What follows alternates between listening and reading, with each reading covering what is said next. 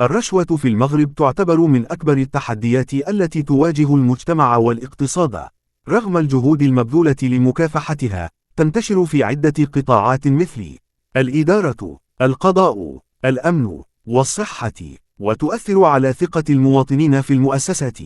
أسباب انتشار الرشوة بالمغرب: البيروقراطية والتعقيد الإداري. تأخر المعاملات يدفع البعض لدفع الرشوة لتسريع الإجراءات. ضعف الرقابة والمحاسبة. رغم وجود قوانين، فإن تطبيقها يبقى غير كاف.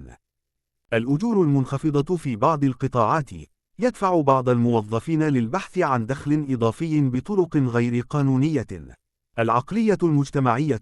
أحيانا ينظر إلى الإكراميات كشيء عادي وليس كفساد. التأثيرات السلبية: إضعاف ثقة المواطن في الدولة، تعطيل الاستثمار والتنمية الاقتصادية، زيادة الفجوة بين الفئات الاجتماعية.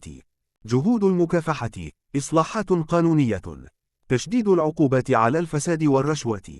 التحول الرقمي، رقمنة الخدمات لتقليل التفاعل المباشر بين المواطن والإدارة. تعزيز ثقافة التبليغ، تشجيع المواطنين على الإبلاغ عن الرشوة وضمان حمايتهم.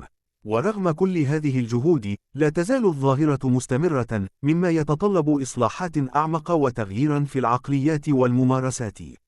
ما رأيك في الحلول المطروحة؟